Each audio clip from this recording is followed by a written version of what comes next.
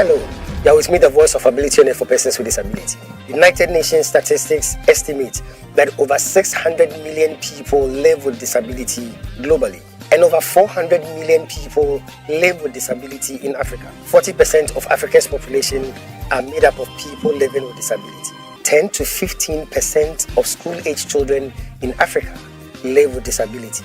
Ghana's population is over 32 million, and 8% are people living with disability. How does this impact on persons with disability in terms of policy formulation, marriage and family life, education, healthcare, employment, and so on? For those of us in the disability community, discrimination and stigmatization is the root cause of almost every challenge we face. However, success only comes to those who know how to overcome their challenges and not those who know how to avoid challenges. So join me, the voice of ability and for persons with disability, as I navigate my way through the riveting stories, the unbelievable experiences, and the life-transforming journeys of persons with disability on the Helping Hand TV show.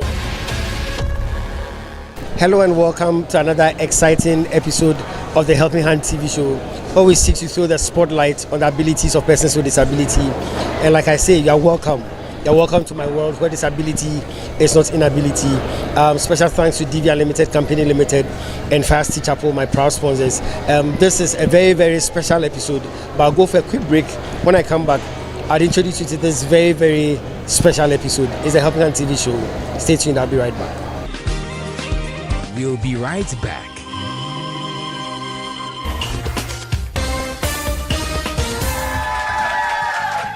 Hello ladies and gentlemen, you are with me, the voice of ability on the air for persons with disability, and today I want to introduce you to someone with so much ability. Some people call her the greatest friend, others call her the sweet companion, and others still call her the faithful worker. She is dependable, reliable, and adorable, and she's committed to lending you a helping hand anytime, anywhere. Distinguished ladies and gentlemen, help me welcome DV Cleaners. DV Cleaners Alata Samina Shower Gels, DV Cleaners Aloe Vera Shower Gels, DV Cleaners Body Lotions, DV Cleaners Hair Shampoos, DV Cleaners Hair Conditioners, DV Cleaners Liquid Detergents, DV Cleaners Hand Wash, DV Cleaners Floor Cleaners, DV Cleaners Toilet Cleaners, DV Cleaners Cake Soaps, and now introducing DV Cleaners Hand Sanitizers. For bulk purchase, call us on +233 278 308 246 or +233 244 467 326. DV Cleaners, one of the topmost made in Ghana products. DV Cleaners, proudly Ghanaian. And so remember that anytime you purchase any of the DV Cleaners range of products, you are lending a helping hand to a person with disability, and you are supporting H4P Organization's special advocacy for persons with disability. DV Cleaners! Nature's finest touch! Hello, this is the voice of ability on air for persons with disability. Life is about success. Success is about achievements, but greatness is about helping others to achieve success. I believe strongly that God gave us two hands so that we can use one hand for ourselves and the other hand to help other people. But Mrs. Christina Ananswa Hackman seemed to have used both of her hands to help everybody else. Christina Hackman had a quality personality that touched many lives and inspired quality in many people. Mrs. Christina Hackman didn't only touch lives with her hands of generosity, but also she touched lives with her heart of magnanimity, intimacy, and leniency. So what sort of person was Mrs. Christina Ananswa Hackman? Very intelligent, jovial, welcoming anybody who came her way. She was kind, she was generous, and she was caring. She felt free sharing whatever she had with people. She was generous with everything she had. She was always willing to give. She really gave beyond what one would expect. Baby was a jewel God gave us. She would call and wish you a happy birthday even before you yourself became aware that the day was your birthday. Baby was the one who brought us all together. Loving, caring, always smiling. She cannot be replaced. Baby has left a huge legacy. I'm here to talk to you about the Christina Hackman Impact Leadership Awards, also known as the Chill Awards.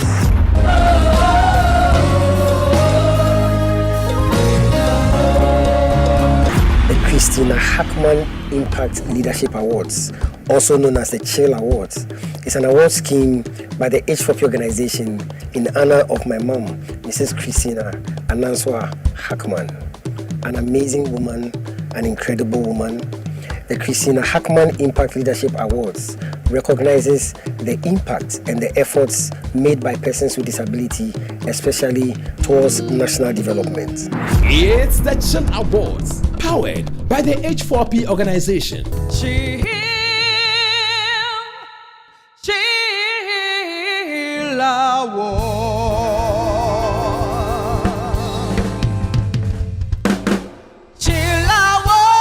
The Christina Hackman Impact Leadership Awards. The Chill Awards.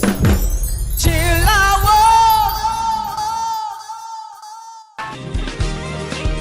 Welcome back. Yeah, welcome again to the Helping Hand TV show, your favorite TV show. This is the Celebration of Love, Part 3, in honor of the memory of my late mom, Mrs. Christina Ananswa Hackman. We fondly call her baby. She has left a huge legacy. She has made so much impact.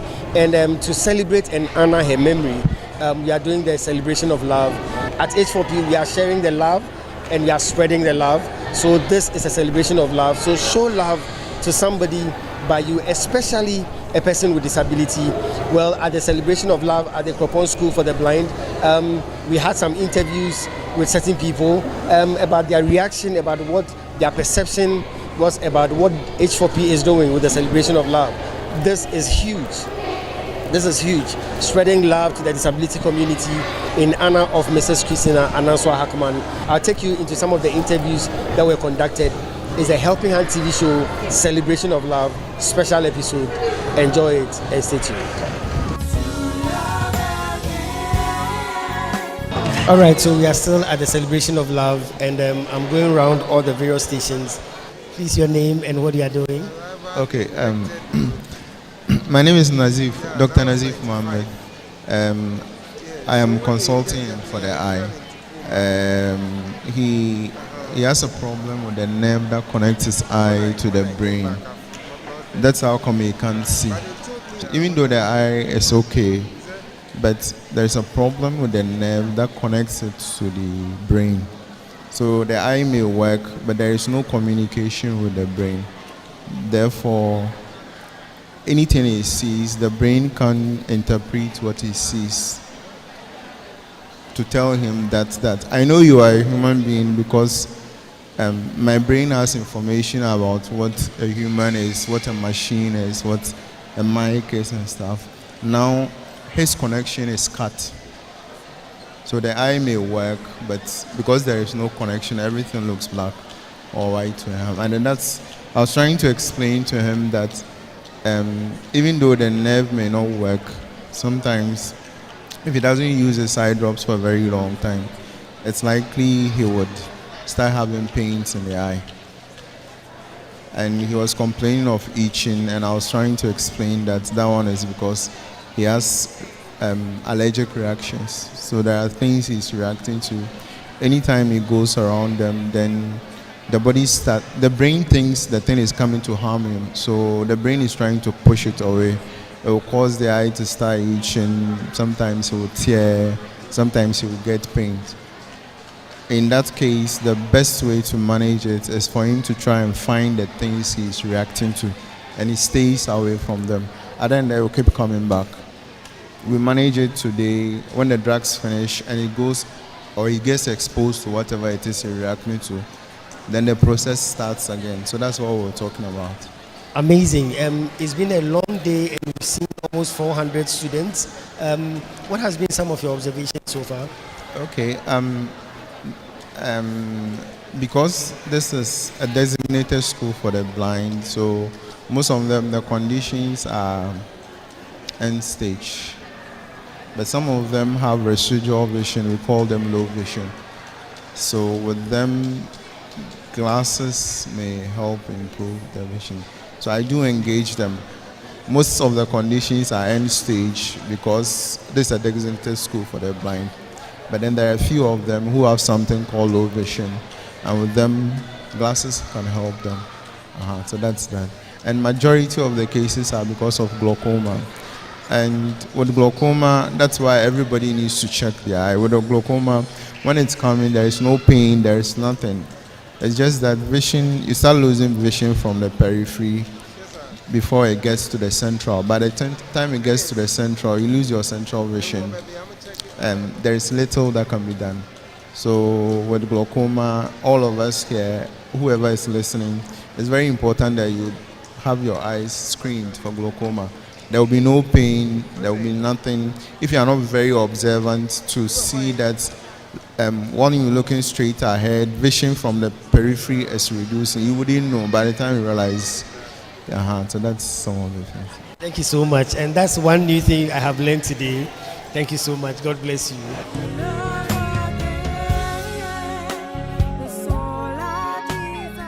So it's been a long day. We've seen a lot of students. What have been some of your observations so far? Some of my observations are that like the parents are not really into the children's welfare, because when you prescribe some medications and you ask them if you send it to your mom, will she be able to buy? They're like, she will tell me she doesn't have money. So it's a bit of a worry. Thank you so much for making time to join H4P in the celebration of love. God richly bless you. I'll go to the other places. We'll talk again. Thank you so much. I told you about this story about the little girl that had the eye issue. MFA, I've been looking for you. And thank you for a good job you are doing today. Before I talk about the little girl, what has been your experience so far today? It's an impressive program, and we are happy and here to help, just like your name goes. It is assumed they can't see, so a lot of people don't consider them. But we are here and happy because apart from the fact that they don't really see, they have a lot of other conditions like pain, itching. Some have glaucoma, which is a lifelong treatment.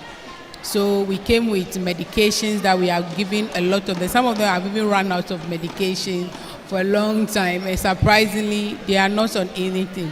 And today we renewed their drugs. We are hoping to get their contacts and see how we can continue the consistent supply to them. The younger ones, which people think they may not, but we've been able to examine all of them. We've seen volume of them, and we are happy to help.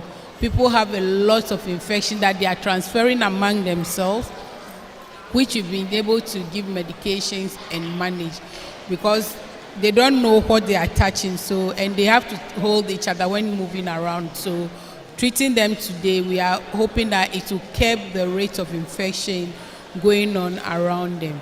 And we are happy, and we are doing a thorough eye checkup. We are happy to see their teeth being cleaned. And that's a lot of money per child, but for it to be done for free, we are happy. We are happy, and it's so impressive. Thank you so much. I took for granted the fact that because it's School of the Blind, I thought they wouldn't need their eyes to be checked. Just dental. It was just last minute. I was speaking to the headmistress, and she mentioned that we need to look at that. And I'm so glad you decided to come on board. God richly bless you. Now to my miracle of the day, the little girl. Tell me, what was her story? Okay, so looking at the eye, she developed eye cancer. So because of the eye cancer, it was necessary that they do what we call evisceration and remove the eyeball. But in fact, she's so small, she's so young. Eye cancer, how? It just happened that the tissue just regrows and reproducing itself. I don't have the full history as and when it started, but obviously it looks like an eye cancer, and they have to remove the eye to save the child. So that was the best treatment for the child, because when it extends into the eyeball, it can go into the brain, it can go to other parts of the tissue, and then we can lose the child.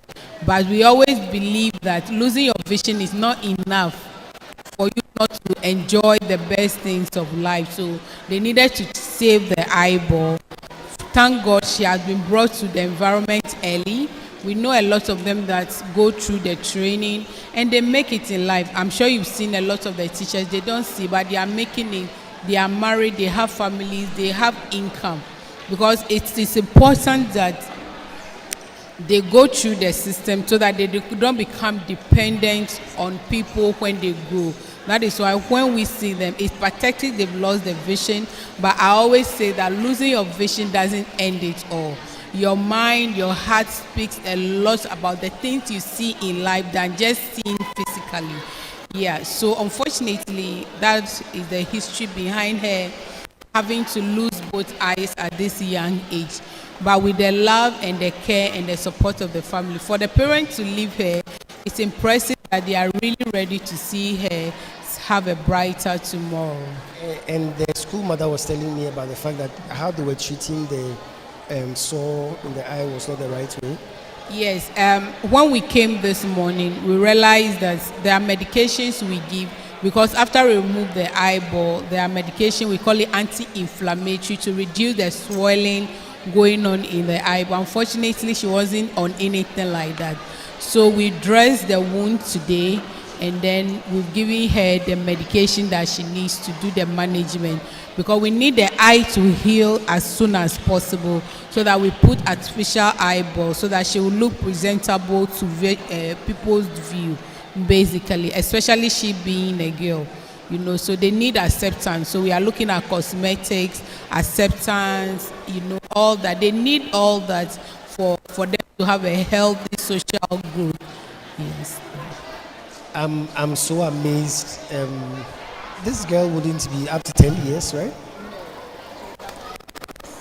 7 years, and she has to deal with this. Apart from family support, let's talk about the government.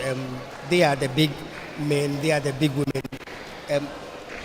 How can they help? Because this is quite a sad story. For now, when it comes to the health, as much as possible, the government have to support the eye care, include more of the eye services in the NHIS, because that's the most affordable, accessible tool we have as it is now. And all our environment should be disability friendly. You know, you can see them moving around because they are used to their environment. When they used to their environment, they do so wonderful. They move about beautifully. So we want to emphasize that every community, every facility, every property are disability friendly, because they need to. It's frustrating when they can't move about. So it is about the government insisting on, and I think sometimes they try and insist. So sometimes you see the disability rails. Those rails are necessary so that they can hold it when they are climbing stairs. We also need to emphasize on what we call the low vision devices, the walking sticks. There is a lot of technology that some of them can even use on phone. Sensors, they are moving around and the sensors can let them know that there's an object in front of them, so that we reduce the accident they usually encounter when they need to move about.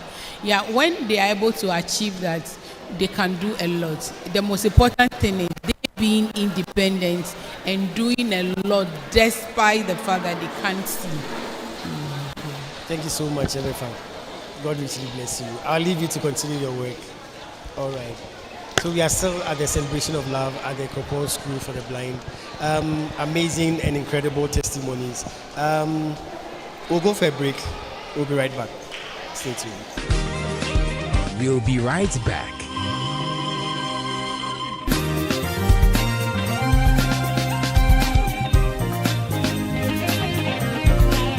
Success is a product of hard and wise work. Is 60-second success with the Bishop. Stay tuned. Welcome to 60 Second Success with the Bishop, where I give you success nuggets for a successful life.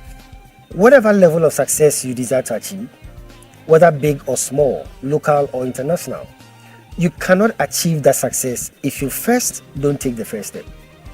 Most people spend so much time planning, and yet never take the first step to achieve their dreams. To be successful, you must start from somewhere. And the best place to start from is where you are. A year from now, you will wish you had started today. A year from now, you would wish you had started earlier. The journey of 1,000 miles, it is said, begins with a step. Be bold, be brave, be confident, and start something worthwhile today in order to be successful tomorrow. It has taken 60 seconds for me to give you this success tip, but it will take more than 60 seconds for you to put it to work in your life. So start your journey to success now. Welcome back.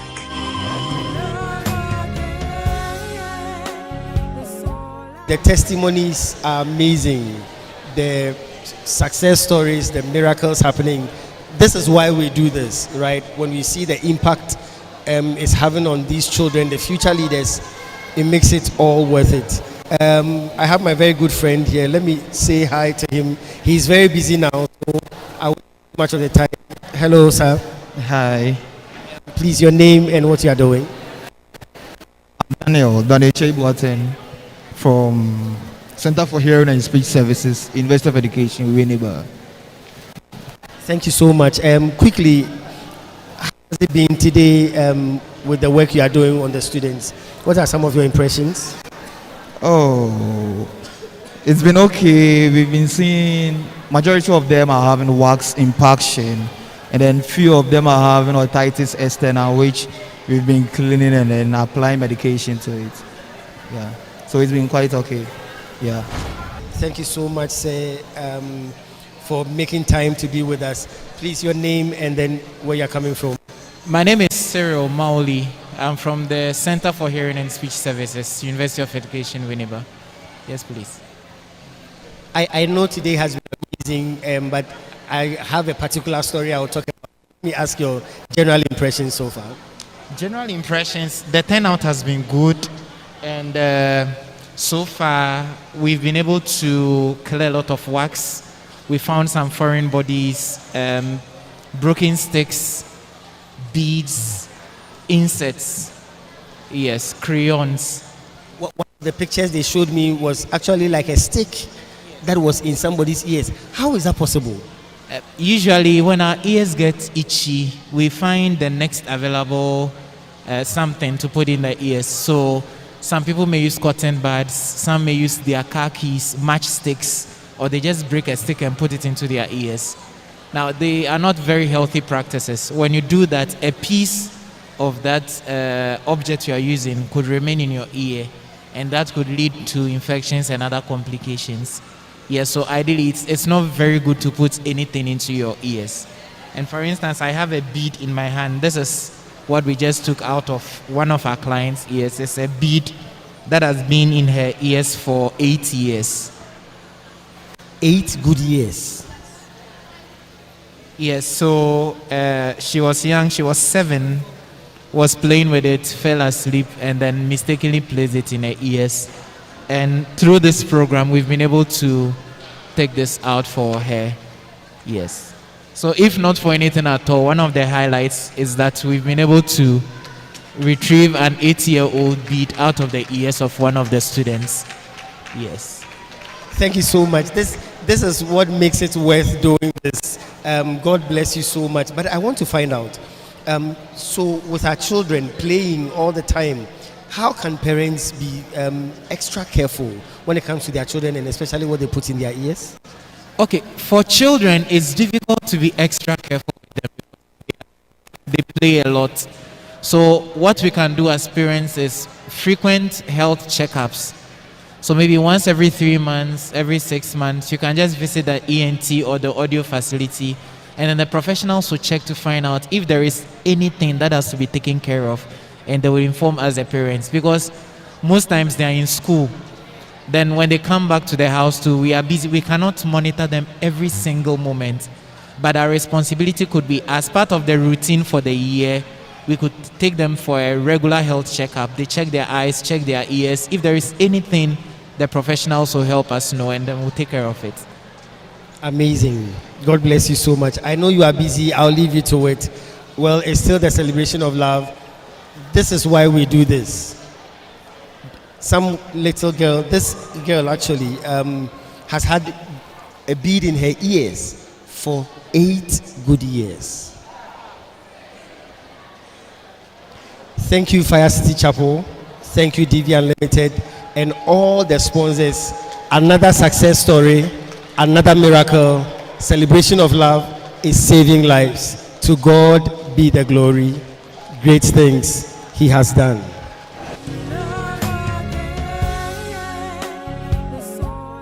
Okay, so hello, sir. I know you are very busy, so very quick one.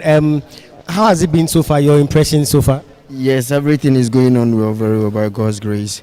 And then with ours here, we are trying to know how they can hear, to check out if there is any blockage or any sort of hearing loss.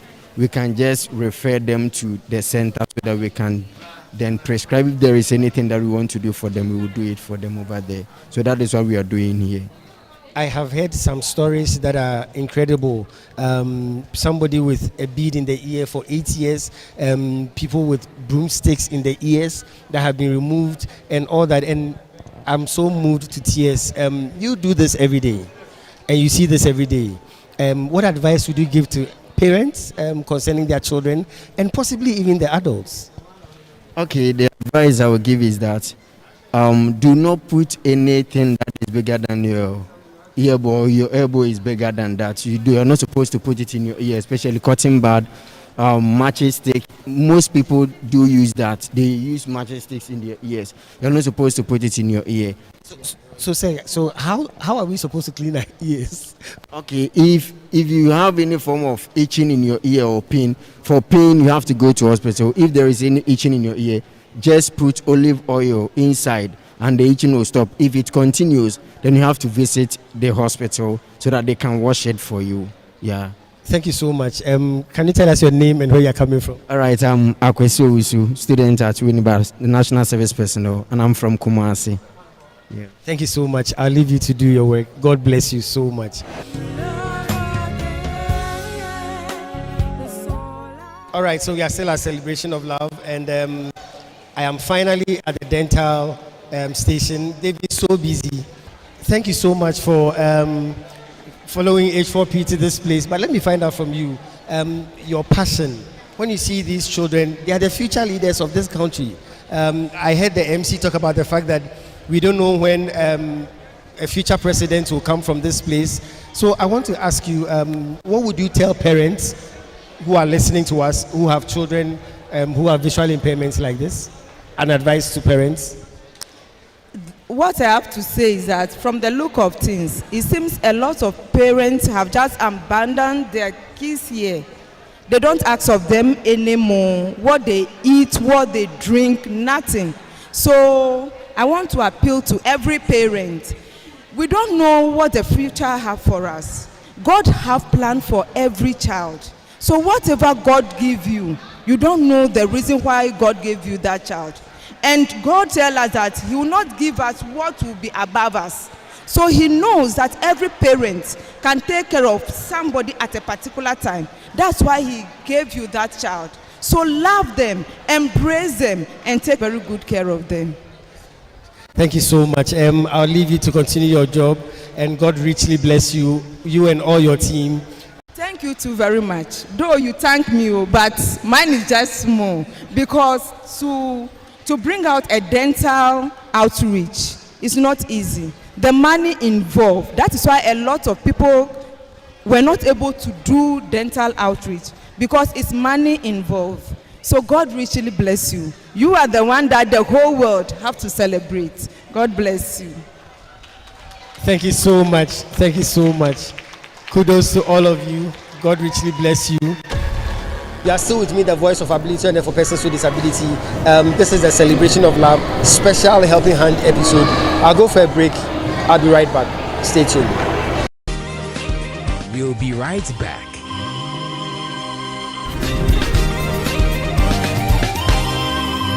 Is the music segment on the Helping Hand TV show. Muma Yeshira Ejo Nyamye O Nyame Wofata Aye Muma Yeshira Ejo Nyamye O Nyame Wofata